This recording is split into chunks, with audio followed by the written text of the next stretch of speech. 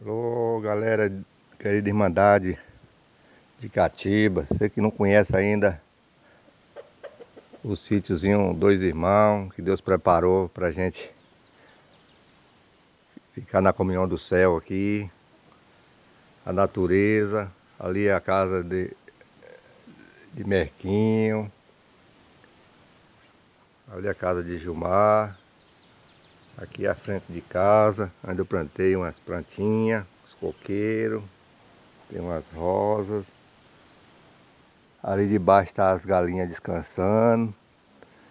Se chamar elas vêm todas, vem.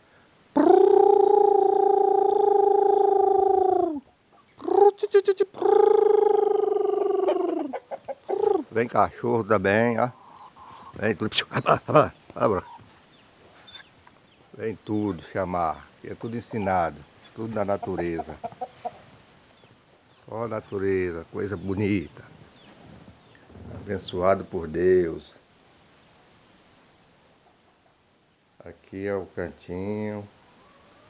Casinha pra gente ficar, né? Aqui é a caminha pra dormir. Cozinha pra fazer um feijão.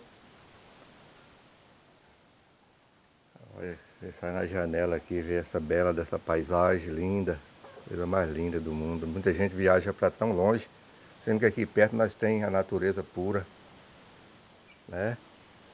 Quem que troca um lugar desse para outros lugares? A mata, coisa mais linda do mundo. Logo ali na frente ali tem o rio, coisa, coisa linda. É a natureza. Aqui você fica dentro de casa aqui,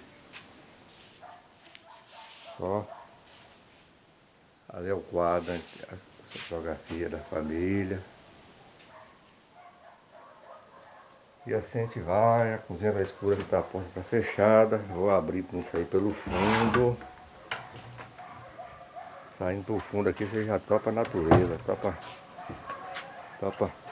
Saindo no fundo, ó, de frente ao fundo, ó, que pezão de mexerica, parece poncã, ó. Carregadinho, ó. Você senta aqui, ó, e fica só colhendo.